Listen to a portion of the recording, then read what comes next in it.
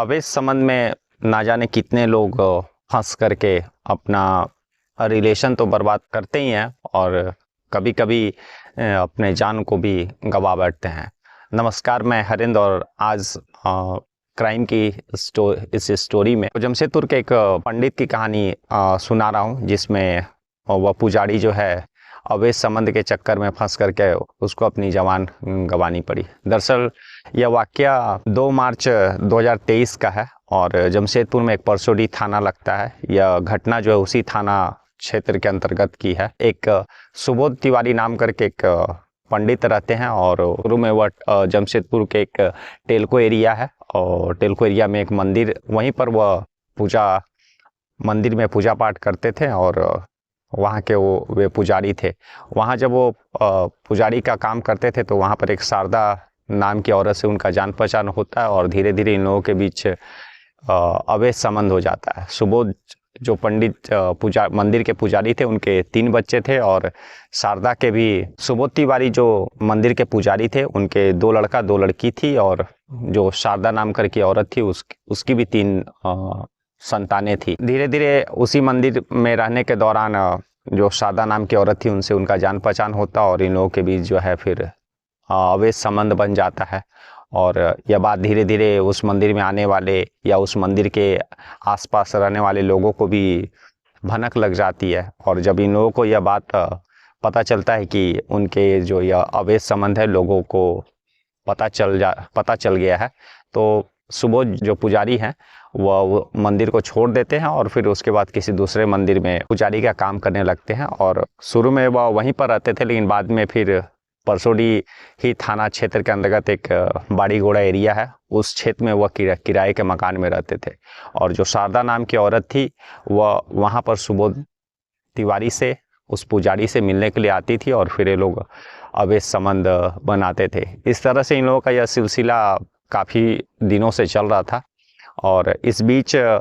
जो शारदा नाम की औरत रहती है वह सुबोध तिवारी को, जो पुजारी है, उसको काफ़ी दफ़ा पैसों से फाइनेंशियली मदद भी करती है, वह जिसके कारण उसको अपना ज़मीन और गहना को भी बेचना पड़ता है। और तब जा कर के 1-2 लाख रुपया,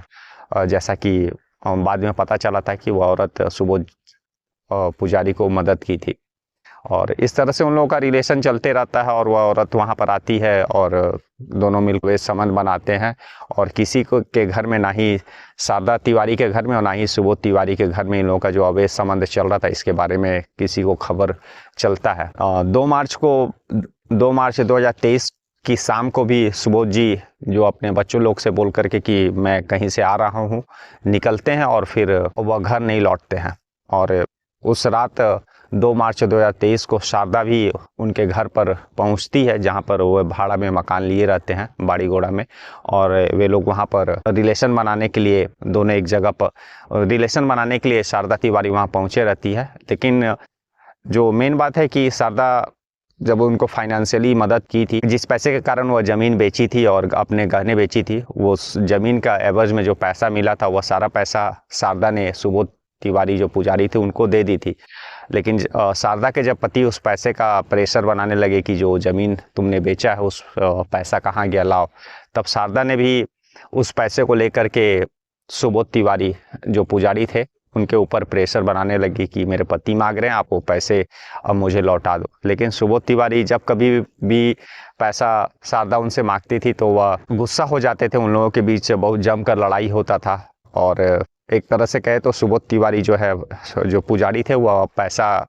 किसी भी हाल में शारदा को देना नहीं चाहते थे। इसलिए वह हर समय जब भी शारदा यह बात उठाती थी कि उसके पति जो है प्रेशर डाल रहे हैं, पैसे मांग रहे हैं, तो उसको पैसा चाहिए, तो उन लोगों के बीच बहुत जमकर लड़ाई होता था। इसलिए शारदा तिवारी उस दिन सोच कर ही निकली थी कि आज फाइनल करके आना है, या तो पैसा लेना है या फिर जो भी हो आज पैसे का बात को क्लियर करके आना है कि पैसा सुबोध तिवारी देंगे या नहीं देंगे, यानी वो पुजारी पैसा देंगे या नहीं। जब वो घर से निकलती है और सुबोध तिवारी के घर पहुंचती है तो वहाँ, जैसा कि पहले भी बताया, कि इन लोगों के बीच बराबर अवैध संबंध बनते थे और ये लोग शराब भी पीते थे। उस दिन भी शराब भी पीते हैं और बाकायदा भोजपुरी जो गानों पर शारदा तिवारी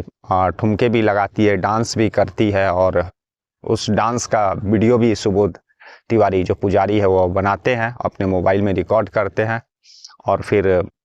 ये लोग फिर शारीरिक रिलेशन बनाते हैं, और शारीरिक रिलेशन बनाने के बाद जब शारदा, जैसे कि वो आज उस दिन 2 मार्च 2023 को सोच कर ही गई रहती है कि उसको उस पैसे के बात को क्लियर करके आना है। जब वह पैसे के बात फिर से वह सुबोध तिवारी से करने लगती है कि वह पैसा कब लौटाएंगे, तो सुबोध तिवारी गुस्सा हो जाते हैं, इन लोगों के बीच जमकर लड़ाई होता है। और उसी शराब के नशे में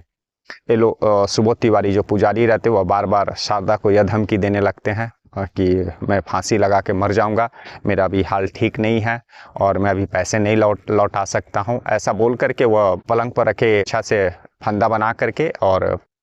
पंखे से लटक करके आत्महत्या करने का बार बार उसको धमकी देते हैं। इसी बीच जब वो यह बात बार बार शारदा तिवारी को बोल रहे थे, तभी शारदा तिवारी उसको जो है जोर से धक्के दे देती है, और इस धक्के देने के बाद जो सुबोध तिवारी फंदा बना करके रखे रहते हैं और एक तो दूसरी तरफ वो नशे के हालत में रहते हैं, उस फंदे से झूल जाते हैं और उनकी जो है जान चल जाती है। इतना ही नहीं, इसके बाद शारदा तिवारी जो है उनका गला भी दबाती है और यह सुनिश्चित करना चाहती है कि वह मर गया हो। जब उसको लगता है कि हाँ ये मर गया है, तब फिर उसके दिल को सुकून पहुंचता है, क्योंकि काफ़ी दिनों से जो उसका पैसा था सुबोध तिवारी पुजारी जो दे नहीं रहा था, और उसके पति जो है अलग इसके ऊपर प्रेशर बनाए हुए थे। तब फिर वह चुपके से दरवाज़ा बंद करके उस घर से निकल जाती है, अपने घर पहुंच जाती है। 2-3 दिन 4 दिन तक किसी को कुछ खबर नहीं। हालांकि जो सुबोध तिवारी रहते हैं जब उनके बेटे लोग को 2-3 दिन तक पिता का कुछ पता नहीं चलता है, तो वो लोग थाने में गुमशुदगी का रिपोर्ट भी दर्ज कराते हैं। और इधर जो है 3 दिन बीत जाने के बाद उस कमरे से बदबू भी आने लगती है, तो आस पड़ोस के जो लोग हैं उस बदबू को लेकर के लोकल थाना को इन्फॉर्म करते हैं। लोकल थाना जब आती है और जब वह रूम खोल करके देखती है, तब फिर सुबोध तिवारी उस पुजारी का शव मिलता है फंदे से लटका हुआ। और फिर उसके बाद पुलिस जो इस मामले की सारी इंक्वायरी करती है, आस पड़ोस के ही लोगों से पुलिस को यह जानकारी पता चलती है कि उस सुबोध तिवारी से एक औरत मिलने आया करती थी, और ये लोग रात में भी एक साथ रहा करते थे, और एक तरह से कहें तो ये लोग लिव इन रिलेशनशिप में रह रहे थे। और उस औरत का नाम, पुलिस काफ़ी इन्वेस्टिगेशन करती है, तब जाके पता चलता है कि वो औरत का नाम शारदा है, और उसका एड्रेस भी पता चलता है। पुलिस फिर जो है उस औरत शारदा तिवारी का एड्रेस पता चलने के बाद उसको अपने हिरासत में लेती है। शुरू में पूछताछ में तो वह कुछ बताती नहीं है, लेकिन पुलिस जब अपनी पुलिसिया स्टाइल में पूछती है तो वह सारा चीज़ बता देती है कि उस दिन सुबोध तिवारी जो है नशे की हालत में पैसे मांगने पर बार बार फांसी लगाने की धमकी दे रहा था, आत्महत्या करने की धमकी दे रहा था, और तभी मैंने जोर से धक्का दे दिया वो, और फांसी से झूल गया। और उसके बाद मैंने झूल जाने के बाद जब वह मर गया तो मैंने यह बाकायदा निश्चिंत करने के लिए उसका गला भी दबाया ताकि वह बच ना सके, और मैंने उसके ख़राब समय में उसको मदद किया था। अपने ज़मीन को, अपने गहनों को बेच करके उसको मैंने पैसे दिए थे, लेकिन जब मेरे पति उस पैसे के लिए दबाव बनाने लगे, फिर मैं वह पैसा जो है सुबोध तिवारी से भी मांगने लगी, लेकिन सुबोध तिवारी अक्सर वह पैसे की बात जब भी मैं उसे करती थी वह गुस्सा हो जाता था, और एक तरह से वह पैसा लौटाना नहीं चाहता था, जिससे मुझे गुस्सा आ गया, और मैं अब नहीं चाहती थी कि वह इस दुनिया में ज़िंदा रहे, क्योंकि वह पैसा मेरा देना नहीं चाहता था। तरह से सारी वाकया किस तरह से शारदा ने क्राइम को अंजाम दिया, और पुलिस के पास सारा चीज़ इंट्रोगेशन में उगल देती है, और पुलिस फिर जो है सारा सबूत